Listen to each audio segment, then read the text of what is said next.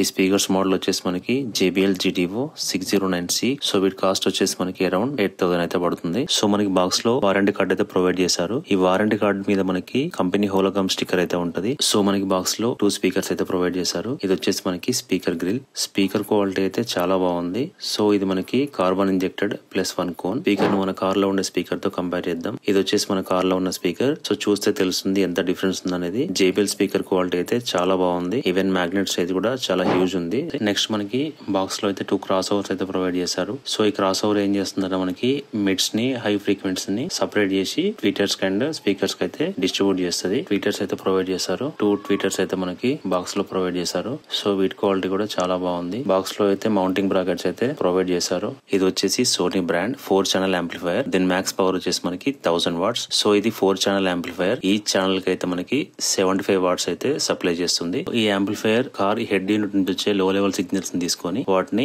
Improve చేస్తుంది. Improve చేసి మన స్పీకర్స్ కావాల్సిన అవుట్పుట్ అయితే ఇస్తుంది. ఈ వైరింగ్ కిట్ మనకి నాకమిచ్చి బ్రాండ్ నుంచి అయితే తీసుకున్నా నేను. ఇందులో మనకి 4 gauge power wire, 12 gauge speaker wire, ఇంకా రిమోట్ వైర్, RCA కేబుల్స్ కూడా అయితే ప్రొవైడ్ చేశారు. ఈ ఫ్యూజ్ మనకి 8 amps వరకు సపోర్ట్ చేస్తుంది. So sub woofer and amp run చేయడానికి అయితే ఈ ఫ్యూజ్ మనకి సరిపోతుంది.